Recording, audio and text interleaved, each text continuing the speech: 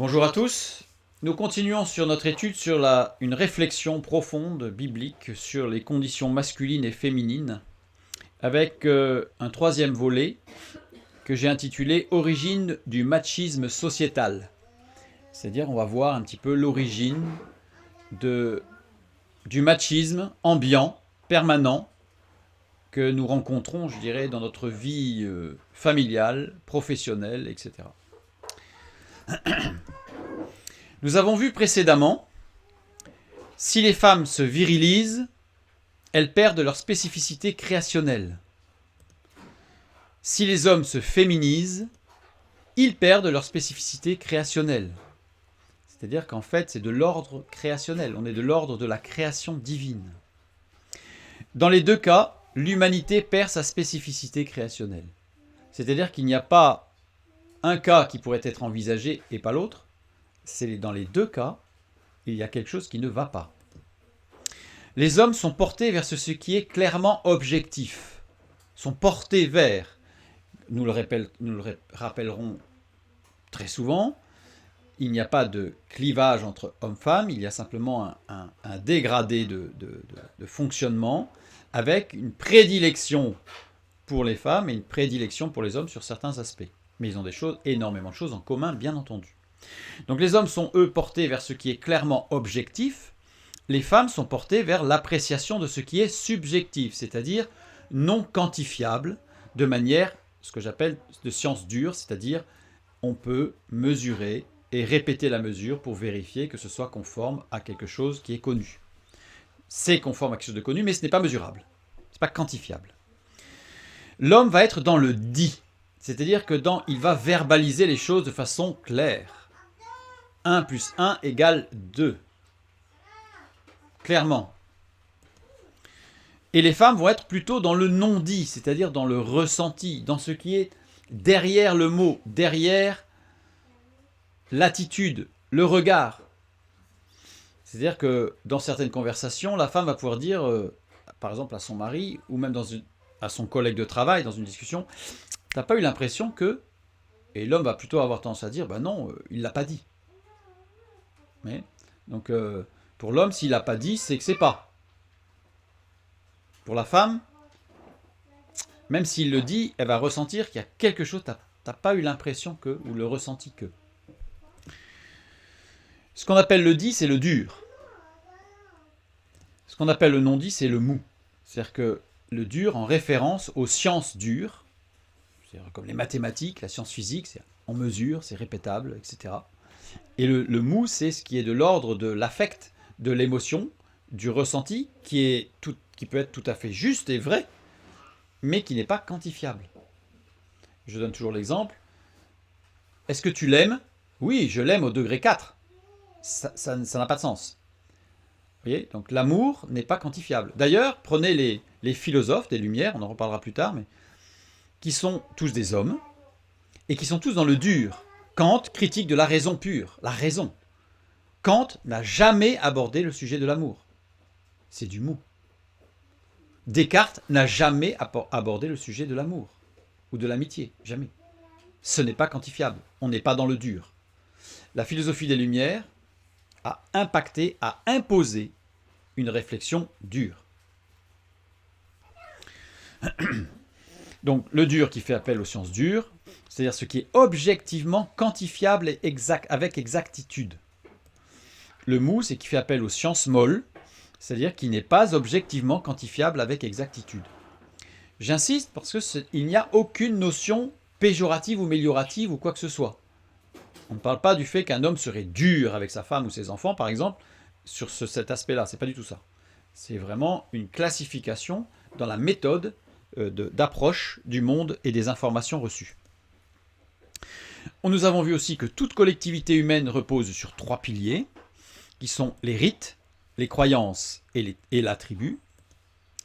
Les rites, ce sont les actions, qui sont répétées, mais c'est une action. Les croyances, nous sommes de l'ordre des idées, puisque c'est ce que je crois être vrai. Donc là, on est de l'ordre de l'idée. On n'est pas dans l'action. Et la tribu, c'est dans l'affect.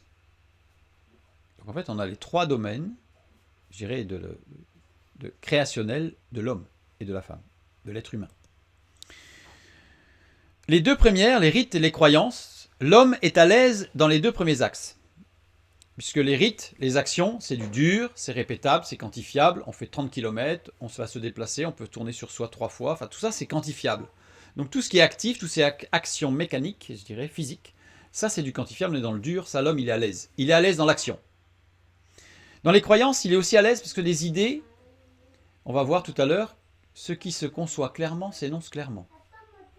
Donc ça, l'homme, il est à l'aise et on va voir pourquoi il est à l'aise tout à l'heure. La femme est à l'aise dans les trois axes. Dans les trois axes.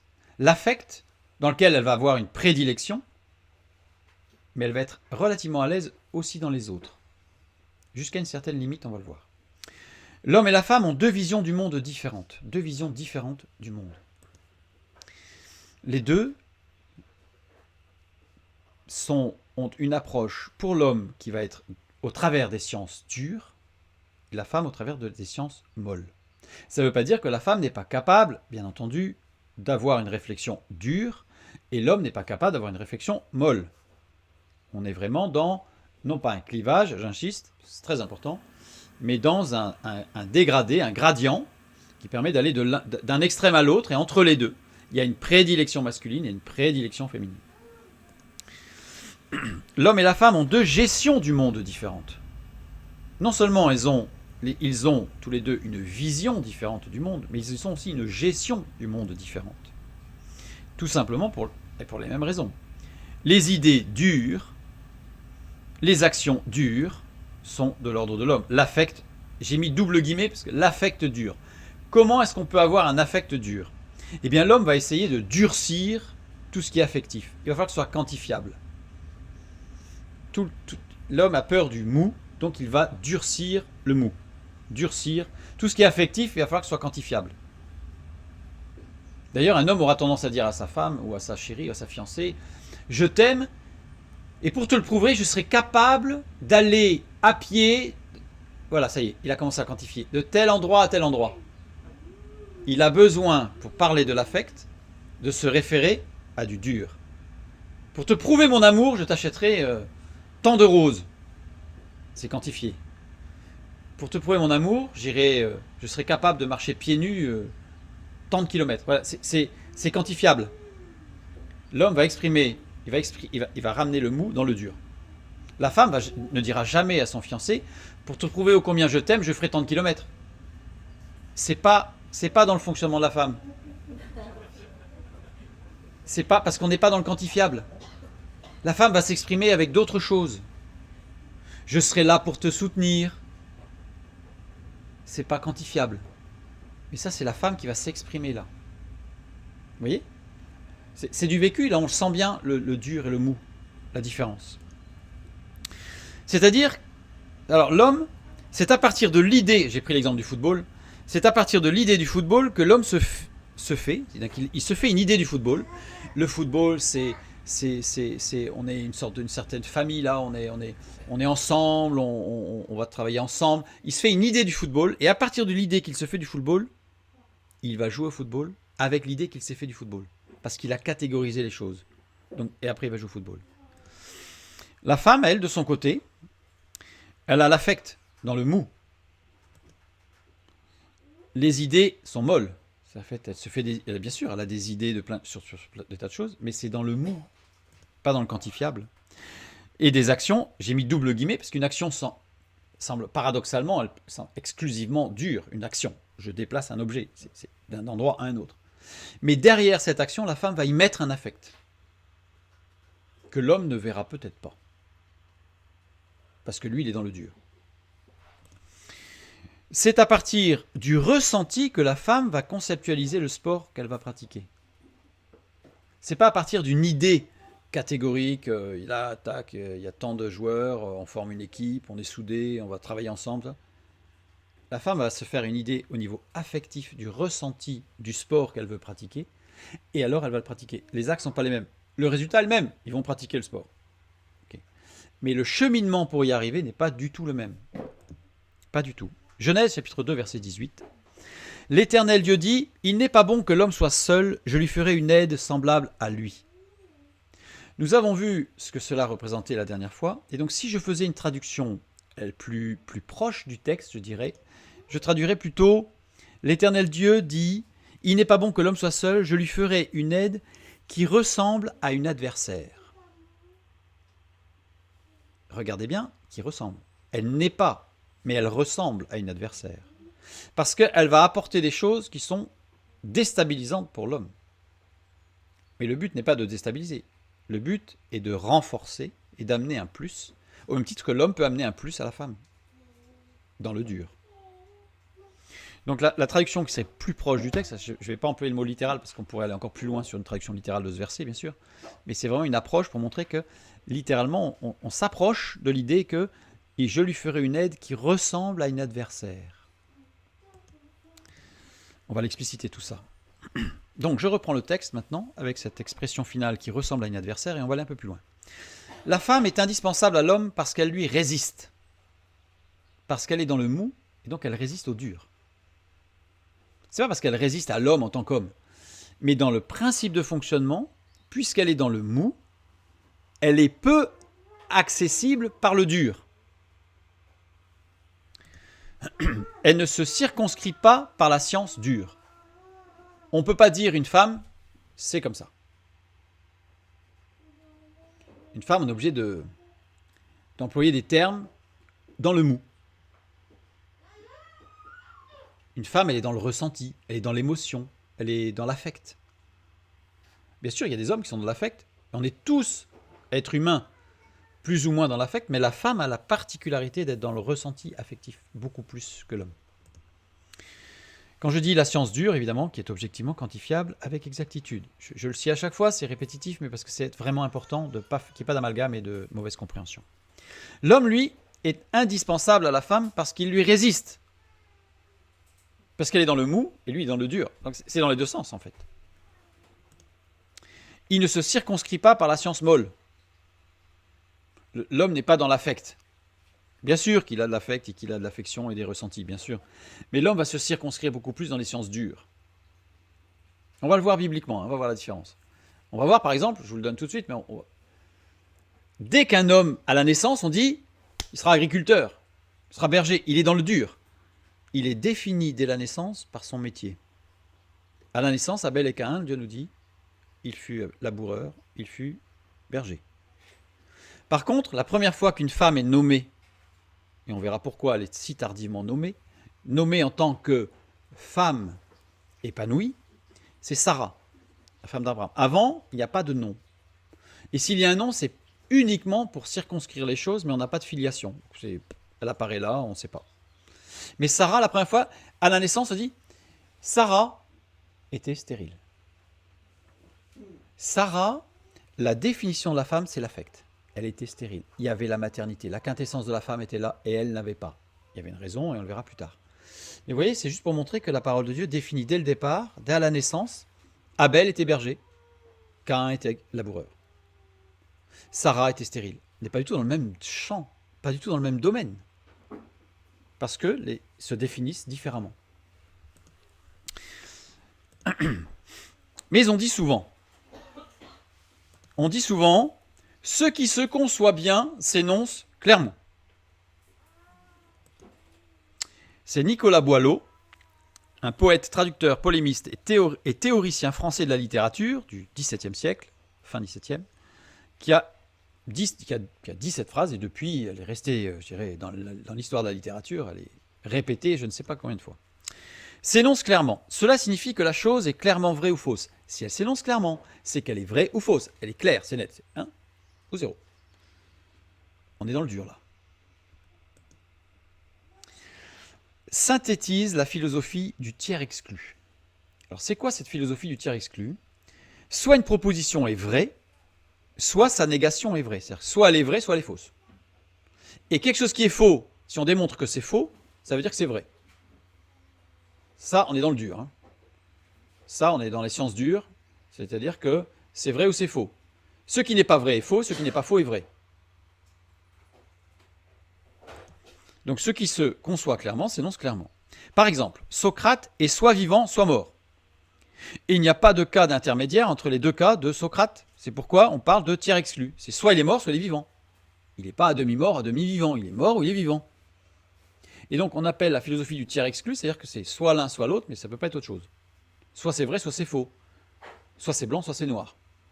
Mais le gris n'existe pas dans cette conception philosophique. Donc la philosophie du tiers exclu. Le principe du tiers exclu a été introduit explicitement par Aristote, donc c'est vieux, hein. C'est bien avant Boileau. C'est la Grèce antique. Aristote, 4e siècle avant Jésus-Christ. Donc là, ça fait 2500 ans, grosso modo, qu'on vit dans la philosophie du tiers exclu. Mais le principe du tiers exclu a existé bien avant sa formalisation. Bien avant Aristote, la philosophie du tiers exclu, du vrai ou du faux, existait. On retrouve cette logique structurelle dans les textes sumériens, égyptiens, chinois, amérindiens, partout, partout sur la planète. Les textes les plus anciens que nous ayons sont toujours dans le tiers exclu. Soit c'est vrai, soit c'est faux.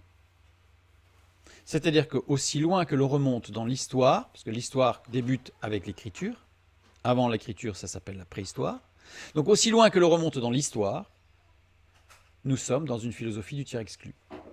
Ou c'est vrai, ou c'est faux. Très masculin. Très, très masculin. Pourtant, de nombreuses propositions ne sont ni vraies ni fausses. Quand on a un auditoire, si on s'adresse à des hommes et qu'on leur dit « c'est clair, tout est vrai ou faux », les hommes vont dire « ouais, c'est clair, tout est vrai ou faux ». Quand on a un auditoire féminin et qu'on dit « c'est clair, tout est vrai ou faux », pas vraiment. Là, il n'y a pas l'écho. Parce que pour une femme, non. On est dans le mou, on est dans le dégradé, dans l'affect. La proposition « les tempêtes font tomber les arbres » n'est ni vraie ni fausse. Tout dépend du calibre de la tempête, du lieu, du jour, des espèces d'arbres. Enfin, voilà, ça ne veut rien dire. La tempête fait tomber les arbres. C'est peut-être vrai, dans certains cas c'est vrai, dans d'autres cas c'est faux. Une tempête comme ici en Bretagne, la même tempête en Bretagne vécue à Paris, c'est pas du tout la même chose. Les dégâts ne sont pas du tout les mêmes. Donc, il y a des propositions qui sont ni vraies ni fausses. Elles sont, non pas qu'elles soient entre les deux, ça dépend. Ça dépend des circonstances. Là, on est dans le mou, là. Ça dépend. Jean 8, 4 à 5. Nous lisons. Ils dirent à Jésus, « Maître, cette femme a été surprise en flagrant délit d'adultère. Moïse, dans la loi, nous a ordonné de lapider de telles femmes. Toi donc, que dis-tu » Donc là, c'est « Oh Jésus, une femme là, surprise, elle était adultère, et dans le péché. Donc, péché égale lapidation. » Ça, c'est l'homme. On est dans le dur. Proposition 1 égale entraîne proposition 2, terminé. Et toi, Jésus, qu'est-ce que t'en dis? Toi, Jésus, en tant qu'homme, qu'est-ce que t'en dis? Assertion ni vraie ni fausse. Moïse, dans la loi, nous ordonne de lapider de telle femme. C'est pas vrai, mais c'est pas faux. Il y a des conditions. Elles ne sont pas énoncées là. L'homme a retiré, enfin les hommes de l'époque, quand ils se sont adressés à Jésus, ont retiré le mou pour ne garder que le dur. Moïse, dans la loi, demande d'examiner les éléments circonstanciés avant de juger. Il y a tout un cheminement, il y a tout un cheminement qui n'est pas que dans le dur d'ailleurs, et qui est justement équilibré, et qui amène à prendre en considération certaines choses. Par exemple, du style, ok, la femme est surprise en flagrant délit d'adultère, mais si elle est surprise en flagrant délit d'adultère, c'est que le bonhomme, il était là, mais pourquoi on n'en parle pas du bonhomme? Parce que si on commence à parler du bonhomme, alors il va falloir parler du mou. Parce que dans le texte de Moïse, il dit, quand l'homme et la femme sont surpris, alors, et là on attaque une description dans le mou. Et ça, les hommes, ah non, ça devient trop compliqué, c'est ingérable, c'est un truc de femme, ce machin. Donc, on supprime. Mais on a supprimé quoi là? Un morceau de la parole de Dieu. Or, ces hommes n'ont donné aucun élément, aucun. La phrase est brute là, de pomme, il n'y a rien. On est dans le dur. D'ailleurs, ce dur qui a amené la dureté. Oups. La philosophie du tiers exclu, donc, du ressort particulier des sciences dures. C'est les sciences dures. Le tiers exclu, c'est vrai ou faux. C'est des sciences dures, pas de sciences molles. Domaine particulièrement masculin, sciences dures. Et ce qui relève de l'émotionnel se dit mal. C'est difficile, quand je dis que l'homme est dans le dit, et la femme dans le non-dit, pour parler de l'émotionnel, pour parler d'une émotion, pour parler de quelque chose qui est dans la joie ou dans la tristesse, c'est difficile. Parce que les mots, et là, l'homme va avoir tendance à dire à sa femme, bon bah alors quoi, ceux qui se conçoivent clairement s'énoncent clairement. Mais là, elle est dans une impasse, la femme. Là. Parce qu'elle est dans un ressenti qui est mou, et on lui dit, alors vas-y, prends des lois dures pour exprimer ce qui est mou. Impossible. On arrive à une incompréhension totale. Et un enfermement. Culpabilisant. Comment parler de l'accouchement? Je reprends parce que c'est la quintessence de la femme. Comment parler de l'accouchement dans le dur? Comment parler de l'accouchement? Ce n'est pas possible. Le nombre de contractions, pour chaque femme, c'est différent, et même pour chaque accouchement. Le temps, c'est pas la même chose, c'est pas mesurable. À la limite, on pourrait, avec un scanner, voir l'écartement du bassin. Non, parce que chaque femme, c'est différent, ça va dépendre du bébé, ça va dépendre des contractions, ça va dépendre de l'état des ligaments. On ne peut rien quantifier sur ce sujet, donc ça veut dire que c'est dans le mou. Et donc, comment parler de l'accouchement? Et d'ailleurs, c'est amusant quand on entend des femmes... Moi, j'aime beaucoup écouter, enfin, assister à un dialogue de femmes qui parlent de leur accouchement. C'est impressionnant parce qu'il en ressort toujours quelque chose de fort et de beau. Quand on écoute des hommes qui parlent d'un accouchement, on en ressort toujours quelque chose d'horrible et d'invivable. Mais c'est pas parce qu'il y a un jugement, c'est parce que c'est pas exprimable. Et en plus, on est dans le mou et pas dans le dur. Voilà. Donc ce qui amène d'ailleurs à ce sujet parfois des incompréhensions sérieuses dans le couple et même des difficultés. Parce que mais tu me comprends pas. Mais non, c'est toi qui me comprends pas. Parce qu'en fait, ça y est. Si on se retranche dans le mou et si on se retranche dans le dur, c'est évident. Ça marchera jamais. L'accouchement, on peut avoir une description dure, dans le dur. Souffrance, boucherie.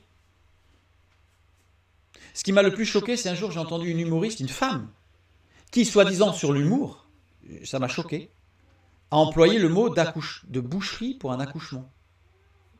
Dans la salle, ça a fait rire qui? Ça a fait rire qui? Les hommes.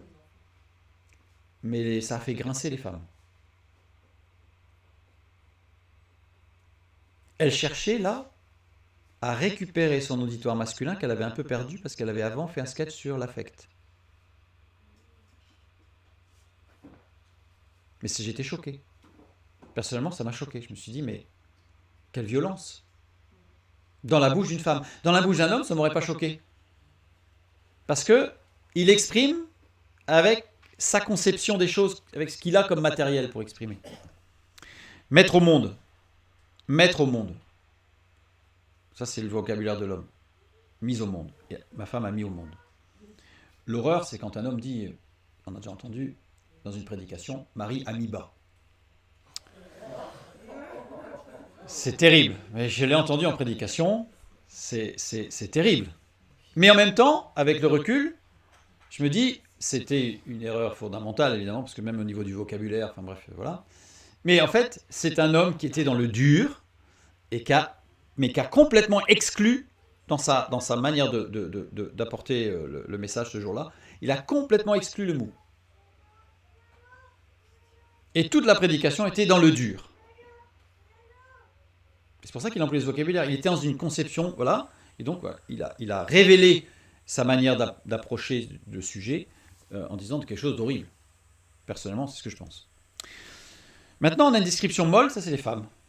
Elles ne vont pas parler de souffrance, elles vont parler de douleur. Parce que dans le mot douleur, il y a quelque chose de plus que la douleur physique. Il y a une douleur, même psychologique, de l'enfant que la femme a senti bouger, qu'elle a aimé dans son sein, et qui à un moment donné va sortir d'elle, qui va quelque part la quitter un peu. cette douleur, elle dépasse la douleur physique. Mais c'est pas exprimable, ça, ce que je viens de dire. J'ai dit de la quitter un peu. Voilà. Puis en plus, j'ai un défaut sur ce sujet, c'est que je suis un homme. Donc ça complexifie les choses. Et voilà, juste pour vous montrer qu'on est dans l'affect. Elle va parler non pas de boucherie, mais de miracle. Le miracle de la vie. J'ai cru que ma dernière heure était venue. Et il y a le miracle de ce qu'on appelle la délivrance. D'ailleurs, ce mot a été donné par des hommes. J'ai horreur de ce mot. Mais c'est le mot technique. Parce que ce sont des hommes qui ont créé la technique. Donc la délivrance. Et là, à ce moment-là, cette femme qui pensait que sa dernière heure était venue, parce qu'elle était dans une douleur, plus que physique, il y a une douleur. Cet enfant, je voudrais le garder, mais en même temps, voilà, il veut sortir, mon corps veut qu'il sorte, mais quelque part, j'aimerais le garder. Enfin, il y a vraiment quelque chose, une sorte de bataille là qui se fait, donc c'est une douleur terrible. Et au moment où l'enfant crie, on a oublié. La femme, elle a oublié qu'elle allait mourir là. Ça y est, il y a un miracle. C'est la vie, c'est quelque chose de très très fort. Et d'ailleurs, vous voyez, je suis obligé d'employer des mots forts, je suis obligé d'employer des mots parce que c'est dans le mou. Il n'y a pas de mots. Et elle ne va pas dire mettre au monde, elle va dire donner la vie. Vous voyez, c'est toutes sortes de subtilités qui font que on parle de la même chose. Le ressenti, quelque part, peut être le même. L'homme peut aussi participer à cette douleur, mais il ne l'atteindra pas. C'est quelque chose qui est propre à la femme. Donc il aura une frustration. Alors évidemment, dans le couple, cette frustration doit être vécue d'une certaine manière pour qu'il y ait une construction, bien entendu.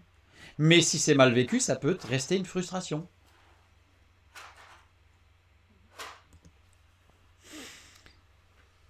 D'ailleurs, on entend parfois, quand il y a des disputes dans le couple, violentes, l'homme aura tendance à dire « c'est ton fils, c'est ta fille ». Vous voyez ? Cette frustration ressort là. Et la mère, par contre, ne dira jamais à son mari « c'est ton fils, c'est ta fille », sauf sur des aspects psychologiques, parce que, bon, il a un caractère un peu dur, et puis on dit « celui-là, il est à toi, celui-là ». Mais dans une dispute fondamentale, je dirais, vraiment profonde, la mère dira toujours « c'est mon fils, c'est ma fille ». C'est à elle, il y a un bout d'elle là. C'est pour ça d'ailleurs que pendant très longtemps, fort heureusement, la garde des enfants, quand il y avait une déchirure dans le couple profonde, était à la mère. Mais quelle violence quand on retire l'enfant à la mère. Alors dans certains cas il le faut, mais des cas extrêmes. Mais voilà, il faut faire très attention. Faire très attention. Genèse chapitre 4 verset 1. Adam connut Ève sa femme, elle conçut et enfanta Caïn et elle dit « J'ai formé un homme avec l'aide de l'Éternel ». On a déjà vu ce verset, mais on va le voir un peu plus en détail encore. Elle conçut, le verbe « acha ». Acha, qui veut dire concevoir, imaginer. J'ai imaginé. Ça va au-delà. Elle conçoit, oui, physiquement, il est en train de se tisser, il est en train de se fabriquer, c'est extraordinaire. Mais elle l'imagine. Il est plus qu'un, excusez-moi le terme, mais il est plus qu'un morceau de chair qui se développe. Elle l'imagine. Elle l'imagine déjà qui va jouer, qui va rire. Enfin, il se crée des choses très très profondes dans cette conception. C'est pas que physique. Pour l'homme, c'est ok, la femme elle a un appareil particulier qui permet que les muscles, les nerfs. Alors lui il va parler en muscles, en nerfs, les os. C'est extraordinaire, c'est extraordinaire. Mais ça va être très dur, très technique. Ensuite, elle enfanta Caïn, Yalad. Yalad, terme technique pour accoucher. C'est un terme technique en hébreu pour accoucher. Elle a mis au monde. Elle n'a pas donné la vie, elle a mis au monde. D'ailleurs, c'est pour ça que ce mot qui est utilisé quand on parle, par exemple, les fils des prophètes. C'est un terme technique. Ils ont mis au monde parce qu'ils ont enseigné de façon méthodique, technique, la technique de l'étude de la parole, tout ça. Donc le rabbin va enseigner le jeune rabbin qui deviendra un grand rabbin. Mais c'est Yalad, parce qu'il a mis au monde. C'est technique. Il y a des process, il y a une formation, il y a un apprentissage, il y a des tests. C'est dans le dur. Et elle, la femme, elle dit « J'ai formé un homme avec l'aide de l'Éternel. » Cana. Cana qui veut dire « j'ai acheté, j'ai possédé, j'ai créé, j'ai pris, j'ai eu, j'ai obtenu. » Vous voyez la différence? Il y a d'un côté, on a une description technique, elle a enfanté. Elle a fabriqué. C'est le fabricant qui parle. Truc sur mesure. Nickel. Il y a des paramètres. Il a la bonne taille, il fait tant de centimètres à tel mois, c'est bon, tout va bien, il est dans la courbe. Ça, c'est très masculin, ça. Très masculin. La femme, elle dit, c'est Ève qui parle, là c'est la femme qui parle, elle dit, j'ai acheté, j'ai payé le prix, j'ai payé mon corps, j'ai payé. Je possède, il est à moi. Vous voyez, il y a tout l'affect là qui parle, qui transpire là. C'est la femme. La vision de la femme, on l'a là, elle dit. Ça, voilà, la femme parle, elle exprime son ressenti. C'est terrible, cette phrase, on va l'étudier une autre fois, on l'étudiera dans quelques séquences, là, parce qu'il faut avancer, puis pour bien comprendre ça. C'est terrible, l'homme, il n'est pas là. Et on verra pourquoi il n'était pas là. Et on verra que c'est terrible. Et là, on a la vision de l'homme. Elle a conçu et enfanté. La femme, elle dit, j'ai créé, j'ai possédé, j'ai obtenu. Il y a un travail, elle a tout un travail affectif. Donc dès le départ. La philosophie du T-Rex, donc du ressort particulier des sciences dures. Je reviens en avant parce que mon diaporama, voilà, on va, hop, j'avance pour revenir. Donc on a une vision masculine et une vision féminine, c'est ce que nous avons vu. Maintenant, comment parler de l'allaitement? Comment parler de l'allaitement? On a parlé de l'accouchement là. J'ai essayé de parler de l'accouchement. Maintenant, on va essayer de parler de l'allaitement. Le bébé et la maman jouissent d'un bonheur qui dépasse le bien-être physique. Il y a autre chose. Le bébé, il est en pleine jouissance physique. Évidemment, pas sexuelle, évidemment. Mais une jouissance. Il jouit de la maman. Il est près de la maman. Il a quelque chose de la maman qui vient encore là. Parce qu'il était dans le ventre et maintenant il est au contact de la maman. Pour la maman, c'est extrêmement important. Bien sûr, voilà, l'homme, qu'est-ce qu'il va dire? Qu'est-ce qu'il va dire l'homme? Ah oui, c'est super important. Il y a la cicatrisation de l'utérine, il y a du renforcement musculaire au niveau de l'utérus et du vagin, il y a une restructuration du bassin, il y a un rééquilibrage hormonal, c'est quantifiable, on mesure. Au début, c'était comme ça, on a perdu 5 mm, on a récupéré 8, on va équilibrer. Ça, c'est l'homme. C'est vrai, c'est pas faux. C'est important, l'allaitement, pour la femme. Mais pour le bébé, c'est aussi important. Et là, l'alimentation, la restructuration des os du crânien, au niveau du crânien. Et là, on est dans le mou, là. Parce que même si vous parlez à un ostéopathe qui fait des manipulations pour remettre bien remettre les os du crâne qui ont été un petit peu déformés à l'accouchement, d'ailleurs, au passage de l'accouchement, normalement, les pressions musculaires sont faites de telle manière à ce qu'ils s'adaptent à la configuration crânienne de l'enfant pour lui permettre de retrouver une structuration totalement équilibrée des tensions après la naissance. Sauf un accouchement qui se passe mal, auquel cas il faut de l'ostéopathie. Mais par exemple, un enfant qui a été mis au monde, regardez mon expression, c'est un homme qui parle, qui a été mis au monde, là je fais exprès, par césarienne. La mère, on lui a arraché l'enfant, on lui a enlevé l'enfant. Il y a une déchirure qui va plus que physique.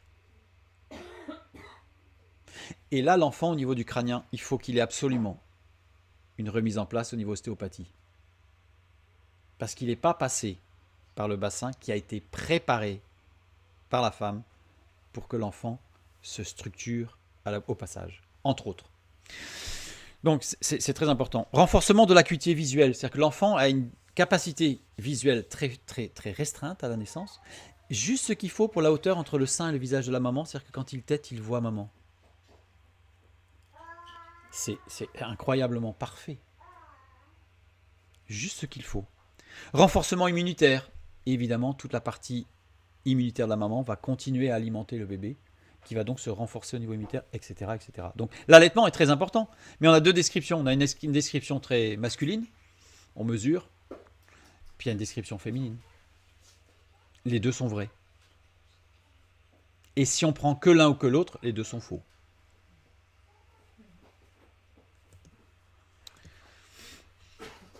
Donc, comment parler de l'accouchement et de l'allaitement?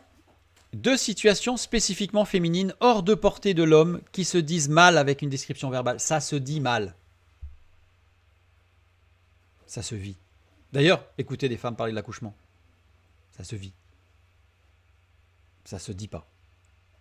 Et là, l'homme, il est exclu. Non seulement il est exclu parce que lui, en tant qu'homme, il n'accouchera jamais, quoi qu'en disent aujourd'hui les théoriciens du genre et certains chirurgiens, il n'accouchera jamais. Il n'est pas fait pour. Mais en plus, ça ne se dit pas. Donc ça l'exclut complètement. Lui, il aime ce qui est clairement. Ce qui se conçoit clairement s'énonce clairement. Non. C'est faux. C'est vrai pour les sciences dures. C'est faux pour les sciences molles. C'est vrai pour le masculin. C'est faux pour le féminin. Mais qui c'est qui l'a dit? C'est un homme. Évidemment. Deux situations qui révèlent à l'homme que l'union conjugale, et celle-là c'est très très, bon ça on va pas l'étudier, on va pas approfondir parce que c'est pas le sujet du couple, mais deux situations qui révèlent à l'homme que l'union conjugale procède de l'infini mystère de la naissance et de l'infinie douceur de l'allaitement. C'est-à-dire que l'union conjugale, l'homme, il n'est pas absent au niveau de l'affect, hein, donc il a un ressenti, mais qui va être géré au niveau de l'inconscient. Il voit là, dans l'union entre l'enfant et la mère, entre ce qui se passe entre l'enfant et la mère, une jouissance qui lui montre ce que devrait être la jouissance de sa femme à son contact. Une véritable union. Je ne vais pas employer le mot de fusionnel, parce que fusionnel, il y a une connotation, mais une union parfaite. Et là, l'homme, il prend en pleine figure, comme un effet miroir, quelque chose que la femme vit avec une profondeur et une jouissance, je dirais presque infinie, parce que ça n'a pas de mots, et qui le projette sur non seulement sa propre frustration de père, mais qui le projette face à une frustration de mari, parce qu'il n'arrivera jamais à atteindre ça avec sa femme. C'est très très violent ce que je dis là. Très profond. Résultat, il va falloir qu'il parte à la conquête. De la conquête de ces parties du corps de la femme qu'il doit dominer, qu'il doit maîtriser. En pensant, science dure, si je maîtrise ça, elle sera heureuse, puisque l'enfant il est passé par là, il est heureux. Et la maman est heureuse avec l'enfant. Erreur. On n'est pas dans le dur, on est dans le mou. Raison pour laquelle ces deux parties du corps sont si fantasmées par les hommes. Il faut les maîtriser, il faut les dominer. Alors, avec plus ou moins de force, de violence ou d'attention, ça c'est autre chose. Mais il faut qu'il le domine. Parce que là, on touche à la quintessence de la femme. Deux situations donc qui révèlent la quintessence de la femme et ce que peut être le bonheur féminin. Le bonheur féminin, il est dans l'action, parce que l'accouchement et l'allaitement, il y a de l'action. Mais pas que. Il y a autre chose. Raison pour lesquelles ces événements exercent sur l'homme une fascination paradoxale.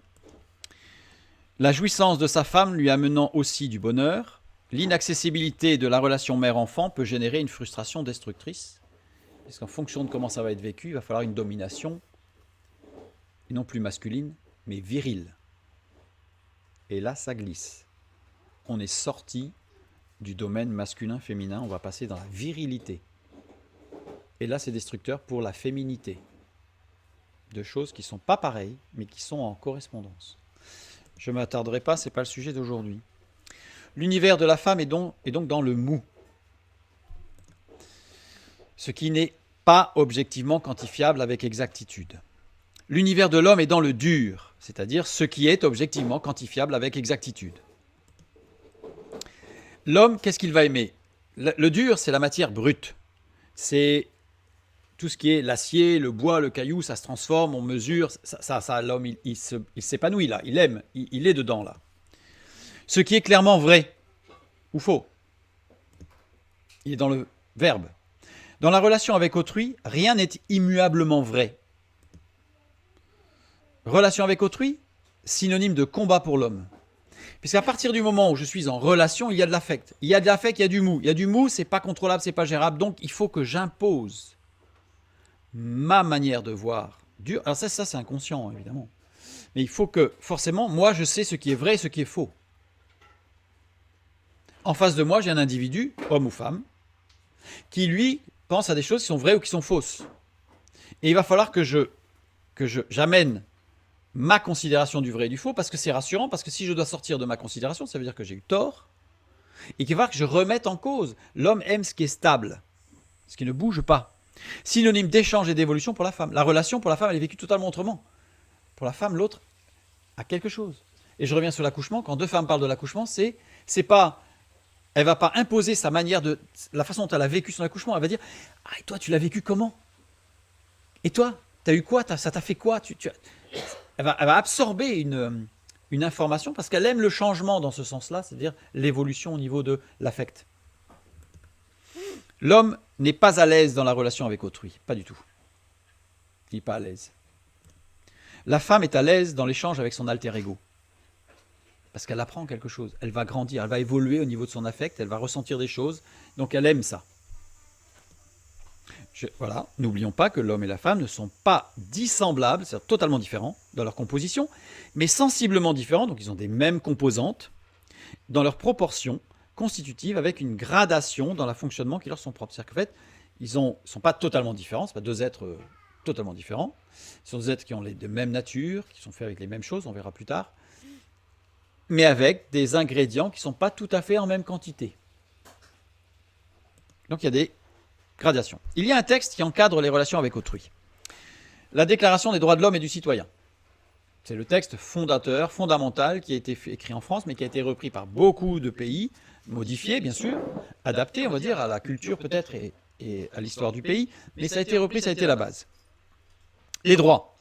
Il n'est jamais fait mention des devoirs. Jamais. Vous pouvez le lire, dans la Déclaration des droits de l'homme et du citoyen, il n'y a aucun devoir. Le devoir, c'est mou. Aider celui qui est faible, ça ne se mesure pas. C'est pas quantifiable. On va sortir de là, on va rester dans le dur. Les hommes naissent libres et égaux en droit. D'ailleurs, c'est les hommes. Dans une famille, on n'est ni libre, ni égaux en droit. C'est une aberration de dire qu'on est libre et égaux. Dans une famille, il y a des parents, des aînés, des jeunes, des bébés. Il n'y a pas d'égalité. Il y a des personnes différentes qui forment une famille avec chacun sa place. Il n'y a pas d'égalité. Dans un orchestre, on n'est ni libre ni égaux en droit. Si tout le monde se dit hey, « oh, je suis libre. Oh, je fais ce que je veux. » On arrête. Ou on fait du contemporain, je sais pas. C'est-à-dire on pourrait faire ça, puis on l'appellerait liberté. Il y a un chef d'orchestre, il y a des chefs de pupitre, il y a des premières voix, des deuxièmes voix, des troisièmes voix, il y a des premiers violons, deuxième violon, troisième violon, etc. Chacun est à sa place, et c'est ce qui fait l'unité. Mais il n'y a pas ni de liberté. Ça ne veut pas dire que... Là, c'est l'homme qui va réfléchir. Ah ouais, mais s'il n'y a pas de liberté, c'est que c'est sous contrainte, on est en prison. Attention, c'est ni vrai ni faux.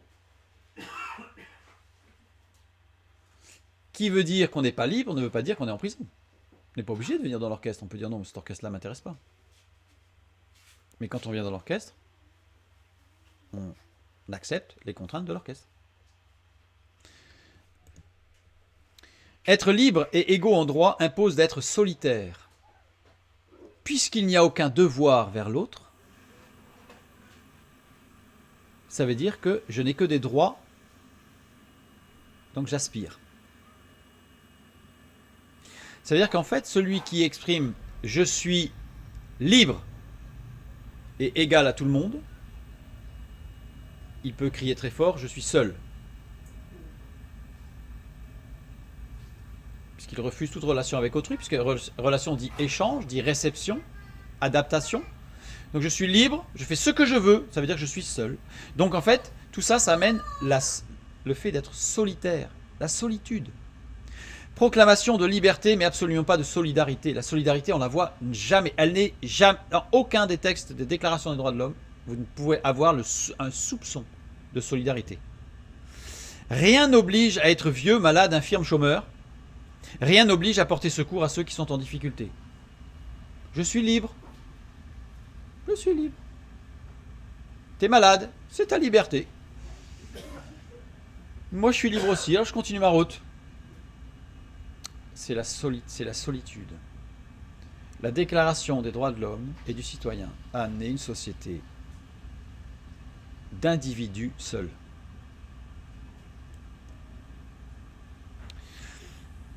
Situation proprement masculine, tout ça. Évidemment, on est dans le dur. L'homme n'est pas à l'aise dans les relations avec autrui. Donc dans la Déclaration des droits de l'homme et du citoyen, pas de relation avec l'autre. Je suis moi tout seul. Je pense, donc je suis. Descartes. Si je pense, donc je suis, c'est moi. M-O-3-A. Moi. L'homme a tendance à l'égocentrisme et au vampirisme dans sa manière de voir le monde. Pas la femme. La femme lui échappant, la relation avec elle lui paraît être un combat. À partir du moment où la femme, non mais là, elle n'a pas compris. Mais si elle était claire dans ce qu'elle dit, on pourrait construire, mais c'est pas clair ce qu'elle dit. Évidemment, elle exprime de l'affect. Du coup, il faut la dominer. On va la ramener dans le dur. On va la ramener dans le dur. La femme lui échappant, il a tendance à l'écarter de son champ relationnel pour éviter le combat. La femme, on la met de côté, parce que sinon on va être constamment en combat, donc on va arrêter. Hein, on va parler entre hommes là. On va parler entre hommes. D'ailleurs, le réflexe, c'est rigolo, parce que le réflexe de deux femmes qui se disputent, c'est rarement... Bon, on met les choses au clair là. On va se battre. L'homme, il est dans le combat, l'homme. Alors évidemment, dans une société civilisée, on ne va pas se taper dessus. C'est un combat de mots, de techniques, d'avocats, structure, jurisprudence, c'est écrit, c'est le code numéro 4. Et la femme va dire, mais c'est mon enfant. La défense de la femme est, mais ce sont mes enfants. On ne parle pas du tout de la même chose. On parle pas du tout. Donc l'homme, il va écarter la femme. Je mets là, ça bouge en haut là, mais n'oublions pas que l'homme et la femme ne sont pas dissemblables. Voilà, on continue. Je ne suis pas dans le clivage. Il y a un dégradé. Je ne suis pas en train de dire que tous les hommes sont comme ça, tous les hommes sont strictement comme ça. Il y a un dégradé. Tendance, bien entendu, annihilée par une vie de l'esprit remplie qui amène à l'équilibre. Ça, on en reparlera. C'est-à-dire qu'évidemment, ce sont des tendances qui, dans le couple et dans la vie professionnelle du chrétien, devraient non pas disparaître, mais être des outils puissants, sociaux, dans la construction du couple, d'une amitié, d'une vie professionnelle, d'une vie de loisirs, dans un club sportif ou autre, etc., etc. Dans la vie de l'esprit, la vie du chrétien et de la chrétienne doivent se voir, en particulier dans la relation d'un homme vers une femme, sans parler du couple. Sans parler du couple. Évidemment, je dirais plus patent encore dans le couple, puisque là c'est particulièrement frappant. Mais en plus, il y a autre chose dans le couple, une pure relation simple. Il y a un échange, les deux deviendront une seule chair. Donc il y a bien quelque chose de physique qui se passe. Et là aussi, ce n'est pas le sujet d'aujourd'hui. Genèse chapitre 2, verset 7. L'Éternel Dieu forma l'homme de la poussière de la terre, il souffla dans ses narines un souffle de vie et l'homme devint un être vivant. Petite remarque. L'homme n'est pas un animal évolué. Genèse 1, 24. Dieu dit que la terre produise des animaux vivants selon leur espèce. Le mot terre ici c'est Eretz. L'animal appartient à la terre. Que la terre produise. Ça sort de la terre, il y a quelque chose qui pousse, qui sort de la terre et qui produit un animal. Par l'esprit, bien sûr, par l'action de l'esprit, mais voilà, la description, elle sait bien, l'animal est sorti de la terre.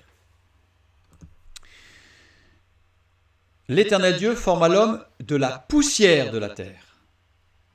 Il n'est pas sorti de la terre. L'homme n'est pas de la terre.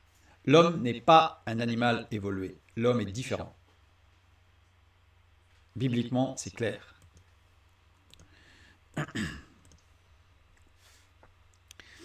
Alors, l'homme a formé l'homme de la poussière de la terre. De la poussière de la terre. Je ne vais pas rentrer dans le détail parce que c'est extraordinaire cette expression, mais on voit bien qu'il n'est pas issu de la terre, mais qu'il a été formé à partir de la poussière de la terre. Il y a une différence. Poussière de la terre, c'est de la matière dure, brute. C'est de la poussière. Il y a des atomes, on peut les compter. Voilà. Il y a un nombre d'atomes, les moles. Hein. Donc, on y va, on fait de la chimie, c'est parti. Donc, c'est de la matière dure. Et après, il forme de la matière dure un homme, de la matière brute, il forme un homme, et ensuite il lui insouffle le souffle de vie. De vie avec un S. Il y a une particularité en hébreu, parce qu'il y a une faute intentionnelle, puisque c'est un souffle de la vie avec un S, puisqu'il y a la vie du corps, de l'âme et de l'esprit. Donc il y a bien plusieurs états, plusieurs expressions de la vie dans l'être humain, contrairement aux animaux. La matière dure, c'est d'abord la matière dure, puis l'émotionnel et le spirituel, le mou. La matière dure a été créée pour l'homme. On a fait avec du dur, on a fait un homme. Et ensuite, on lui a donné du mou. Genèse 2, 22. L'Éternel Dieu forma une femme de la côte qu'il avait prise de l'homme et il l'amena vers l'homme. Alors, c'était notre première partie pour voir l'égalité, parce que je ne vais pas reprendre tout ce qu'on avait dit sur ce verset, mais on va juste aller un peu plus loin. La côte qu'il avait prise de l'homme. Dieu a formé la femme à partir de l'homme. À partir de l'homme. Avec ses questions, ses émotions. La femme a été tirée d'un homme émotionnel, chargé déjà en émotions. Pourquoi ? Je ne sais pas si je l'ai mis après. Parce que juste avant ça, Dieu amena les animaux vers l'homme, qui a regardé tous les animaux, il n'a pas trouvé de semblable. Il était déjà, ça y est, il avait un ressenti. Il y avait une émotion forte là. Mais je suis tout seul. Où est mon semblable ? Les animaux, ils sont tous deux par deux, et puis moi, je suis tout seul. Donc là, ça y est, Dieu a suscité en l'homme, a généré. Avant qu'il amène les animaux, Dieu a dit, il n'est pas bon qu'il soit seul. Mais je vais lui amener les animaux pour qu'il se rende compte qu'il n'est pas bon qu'il soit seul, pour qu'il puisse apprécier le don que je vais lui faire au travers de la femme. Il y a tout un cheminement dans l'apprentissage du mou. Et donc il envoie les animaux, l'homme voit tous les animaux, il échange avec eux, on verra peut-être une autre fois comment. On verra si je crois que je l'ai prévu. Et il réalise qu'il est seul. L'homme ne trouve pas de semblable. Mais j'ai un problème pour moi. À ce moment-là, Dieu va lui donner la femme. Il va faire la femme. Mais c'est-à-dire que la femme a été tirée d'un homme chargé émotionnellement, puisque il est face à des questions. Il est face à quelque chose de mou. Et la femme a été tirée de cet homme mou, cet homme émotionnellement chargé. Et il l'amena à une rencontre vers son alter ego. Regardez, l'homme a été tiré du dur et il lui a donné du mou. La femme a été tirée du mou. Et la première action, c'est Dieu l'amène en relation à l'homme. La femme, c'est du mou qui va à la relation à l'autre. L'homme, c'est du dur qui reçoit l'émotion. Vous avez vu une relation là, dans la création de l'homme ? Il n'y en a pas. Ça a des implications très profondes.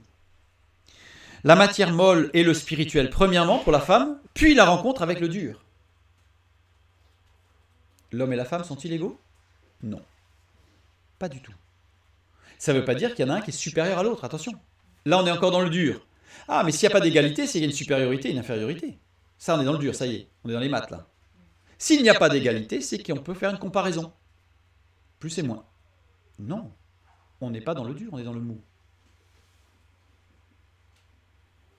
Ça, c'est les réflexes masculins et féminins, vous voyez. C'est tout de suite, on tombe dans le un petit peu le systématique, là. Tac. Donc, l'émotionnel, c'est le mou. Il y a une forte dissymétrie. J'ai fait dissymétrie, pas différence, dissymétrie. C'est-à-dire qu'en fait, dissymétrie, ça veut dire que... Différence, c'est-à-dire que c'est pas pareil. Dissymétrie, ça veut dire qu'on a les mêmes éléments, mais qui ne sont pas répartis pareil. Ce n'est pas symétrique. Ce sont les mêmes éléments, mais ils ne sont pas répartis pareil. Il y a une dissymétrie entre l'homme et la femme. Je ne parle pas de déséquilibre, ça, parce que là c'est péjoratif, il y a un déséquilibre. Non, il y a une dissymétrie. Ça c'est très important, je l'aborderai juste un tout petit peu plus loin une autre fois, mais rapidement, le célibat n'est pas un déséquilibré, le célibataire. Le célibataire n'est pas un déséquilibré. On entend souvent c'est « Ah ouais, mais il faut trouver l'autre moitié pour être équilibré. » Sous-entendu, celui qui est tout seul, il fait comment là? Il marche sur une jambe?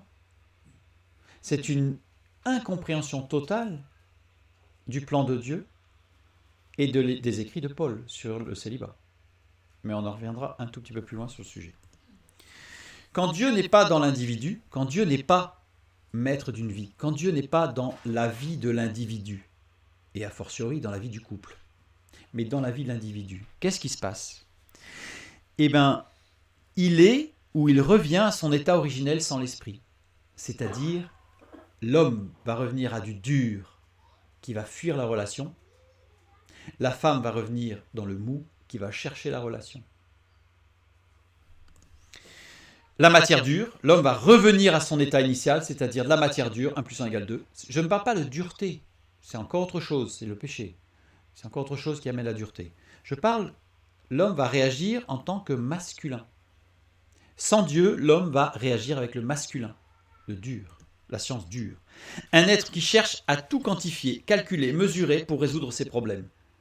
Il n'est pas forcément méchant, il est dans le calcul, la quantification pour essayer de résoudre ses problèmes, des problèmes qui sont, pour certains, sans solution, sans Dieu. Le problème du péché n'est pas quantifiable. Regardez bien, dans plein de religions, alors on a essayé de quantifier avec des péchés capitaux, puis on les a nommés, puis après on a quantifié le nombre de péchés. Ça c'est masculin, ça. On ramène du mou dans le dur. Pas du tout. Et l'homme va devenir solitaire. L'homme sans Dieu, face à un problème, le réflexe naturel, non spirituel, naturel, je m'enferme. L'homme se renferme, l'homme recule. Non pas parce qu'il a peur, mais il a besoin de s'isoler pour découper le problème en morceaux et se dire, alors les solutions, c'est ça, ça, ça, ça, ok. Et une fois qu'il a trouvé le mécanisme, ou qu'il pense avoir trouvé le mécanisme de solution, alors il va être capable de revenir. Mais sinon, il ne vient pas. Il est tout seul. Il faut qu'il se retranche. Par contre, la femme, elle, une matière molle, initialement. Un être qui cherche à résoudre ses problèmes au travers du regard et du contact d'autrui. Le réflexe n'est pas le même. En besoin de relation. Ça veut dire que, on imagine un couple. Quand je dis couple, ce n'est pas forcément marié. Un couple, ça peut être deux individus, mais un homme, une femme, qui travaillent ensemble sur un projet. Apparaît un problème. Là, on va parler du couple, maintenant de uni, par le mariage. Il y a un problème. Réflexe sans l'esprit. Réflexe. L'homme s'isole. La femme a besoin de la relation, donc elle lui court après. Mais comme elle lui court après, non, mais j'ai besoin de solitude. Il va aller plus loin. Mais elle va dire, mais tu me fuis. Vous voyez? Et là, on arrive à une incompréhension qui amène à de sérieux problèmes dans le couple.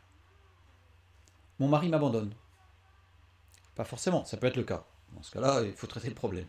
Mais non, le réflexe naturel d'un homme, ça va être de dire, au boulot, on est en réunion, donc homme-femme, où il y a un gros problème, les hommes vont dire, on va reprogrammer une réunion, il faut que je vais aller au bureau, je vais réfléchir. La femme va dire, ah non, il faut qu'on règle ça tout de suite, là, il faut qu'on avance. On va faire comment là? On joue au chat et la souris? Sans l'esprit, c'est le réflexe. Et je suis persuadé que vous avez expérimenté ça. Et ça crée des tensions. Alors les femmes vont avoir tendance à dire, ben, l'homme il fuit ses responsabilités. Mais non, il ne fuit pas. Il a besoin naturellement. Naturellement, je parle. Je ne parle pas de quelqu'un qui remplit l'esprit. Là, on le verra un peu plus tard, c'est autre chose. Mais naturellement, l'homme, il va fuir. Mais pas fuir. Il va fuir parce qu'il va chercher la solitude pour découper le problème, réfléchir à la solution. Et dès qu'il pense avoir trouvé des trucs qui sont dans le dur, il revient en disant, ouais, on va pouvoir faire une réunion, c'est bon, je pense que j'ai la solution. Et d'ailleurs, il ne va pas trop demander à la femme à côté si elle a réfléchi à une solution. J'ai la solution. On est dans le dur. L'homme a peur du mou. Vous voyez? Donc ça, c'est des choses qui sont fondamentales et qu'on retrouve dans toute relation humaine. Et le machisme sociétal, il vient de quoi? Eh bien, il vient du fait que depuis des siècles et depuis toujours, l'homme a été tiré du dur, puis il a reçu l'émotion, mais pas la relation. La femme a été tirée du mou, et elle a cherché la relation. Et comme l'homme était physiquement plus fort, et qu'il a imposé la philosophie du tiers exclu depuis le début, c'est soit vrai, soit faux, avec en plus cette phrase, cette assertion extrêmement violente. Ce qui se conçoit clairement s'énonce clairement. Dit comme ça, c'est pas violent, mais c'est très violent. Parce que c'est de regarder la femme et dire, bah alors, bah alors, bah alors t'es nul. Ton truc là, c'est pas clair.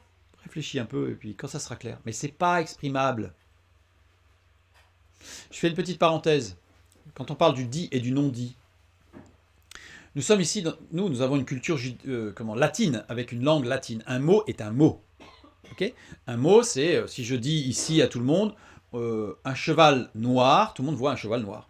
Mais il y a des langues qui sont imagées, comme le chinois par exemple, ou le japonais, mais je connais un peu mieux le chinois.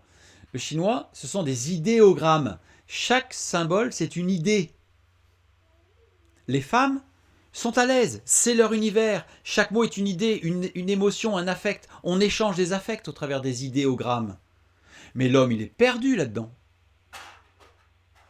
Il est perdu. Et au niveau culturel, on voit l'importance de la femme dans l'histoire culturelle. Je ne parle pas récemment, parce que Mao Tse-tung a un peu renversé les choses, n'est-ce pas? Il a ramené beaucoup de dur dans le mou. Mais on a des cultures qui sont très orientées dans un aspect féminin, et nous, on est dans un... C'est l'homme, c'est le dit, c'est des mots clairs, précis. Vous voyez ce que j'ai dit? C'est des mots clairs. Je suis un homme. Donc, on est dans un machisme ambiant, mais qui est induit depuis l'origine, la création même, sans l'Esprit de Dieu. Sans l'Esprit de Dieu. Je vous propose de continuer une autre fois, et pour cette séance, je vous remercie.